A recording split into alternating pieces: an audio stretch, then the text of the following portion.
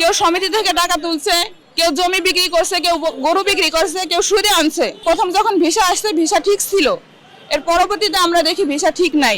মামলা করার পরে আমরা হাজিরা যখন দিতে যাব তখন আমরা চাকরি করতে পারবো না, আমাদের চাকরি চলে যাবে। অফিসে চাকরি করি, আমি একজন অপারেটর। আমি এখানে জয়নাল স্যারের আবেদনে আসছি, আমি এখানে চাকরি করছি। উনি 15 বছর যাবত চাকরি করে ওই ফ্যাক্টরিতে, সেখানে উনি জিএম ছিল। জিএম থাকা অবস্থায় ওনাদের সাথে আমাদের পরিচয়, সেই অবস্থাতেই আমরা টাকা দিছি। এখানে যে মেয়েগুলো যাচ্ছে, এই মেয়েরা দিচ্ছে 2,80,000। অনেক মেয়ে যাচ্ছে এখানে। আমরা সব মিলে মোট আছি 400 লোকের উপরে, 400 থেকে 450 লোক আসছি। এই 450 লোকের আমাদের 2 মাস ধরে প্রথম একবার টাকা নিছে 30 থেকে 35,000, 20,000, 25,000, 30,000, 35,000, যার কাছ থেকে যেটা নিয়ে পারছে তারা সেভাবে টাকাটা নিছে। এবং এখানে টাকা নিছে 4 জন, 4 দালালের মাধ্যমে। এই টাকাটা উনরা দিচ্ছে। ওই টাকাটা ভিসা আসার পরে উনরা টাকা নিছে 70, 65, 60, মানে যেভাবে নিয়ে পারছে যার কাছ থেকে, এভাবে উনরা টাকা নিছে। আর উনরা যে টাকা নিছে ওই টাকা রিসিপ্টগুলো আমাদের কাছে আছে, এখনো সবগুলো প্রমাণ ডকুমেন্টস আমাদের কাছে আছে। তবে টাকা নিছে 70,000, এখানে আমাদের অ্যামাউন্ট দিছে 70,000, আর উনরা টাকা নিছে আমাদের কাছ থেকে 80 থেকে 90,000। যে টাকা নিছে সে টাকার অ্যামাউন্ট উনরা দেয় নাই।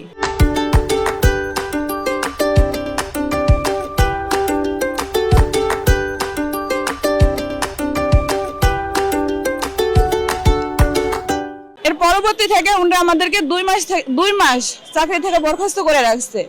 উনরা বলছে এখানে আমাদের ফ্লাইট দিছে, এই মাসের 20 তারিখ থেকে আমাদের ফ্লাইট দিছে, সবার কাছ থেকেই টাকা নিছে। ফ্লাইট দেওয়ার পরে প্রথম যখন ভিসা আসছে ভিসা ঠিক ছিল, এর পরবর্তীতে আমরা দেখি ভিসা ঠিক নাই। 2 দিন পর ভিসা ওপেন হচ্ছে না। যখন আমরা স্যারের সাথে যোগাযোগ করি তখন স্যার আমাদের সাথে যোগাযোগ করে না। না করার পরে আমরা তাদের খুঁজতে যখন অফিসে আসছি, অফিসে এসে দেখি অফিসে কিছুই নাই, পাসপোর্টগুলো এলোমেলো হয়ে পড়ে আছে। সেই ক্ষেত্রে যাই কেউ পাসপোর্ট পাইছে, কেউ পাসপোর্ট পায় নাই।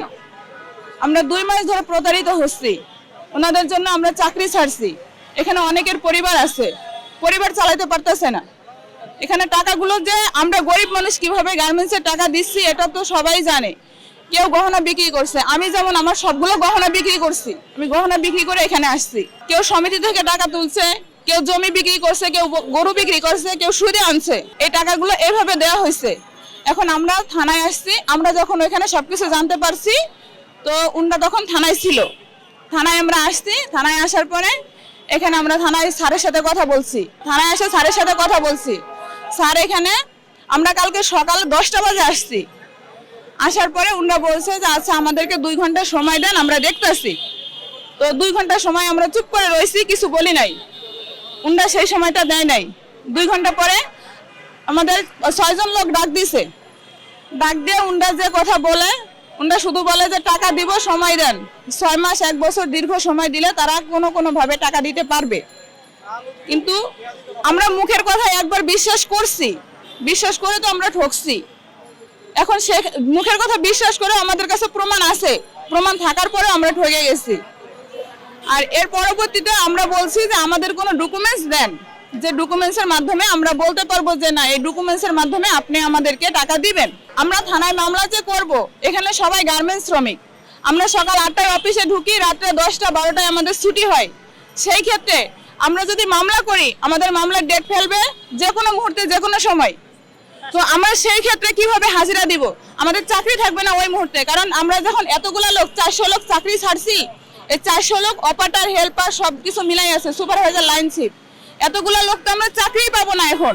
আর যদিও 2-1 লোক কোনোভাবে চাকরি, যেগুলো লোক পাবো, এই লোকগুলো যদি আমরা মামলা করি, মামলা করার পরে আমরা হাজিরা যখন দিতে যাব তখন আমরা চাকরি করতে পারবো না, আমাদের চাকরি চলে যাবে। সেই রিস্কটা তো আপনারা নিতে পারবেন না। তাহলে আমাদের পরিবার দেখা লাগবে। আমরা পরিবার দেখে এগুলা কিভাবে নিতে পারবো? এটা প্রবাসের সবাই জানেন, যারা গার্মেন্টসে চাকরি করে বা বাইরের লোক সবাই এটা জানে যে গার্মেন্টস শ্রমিক কখনো বেরোতে পারে না।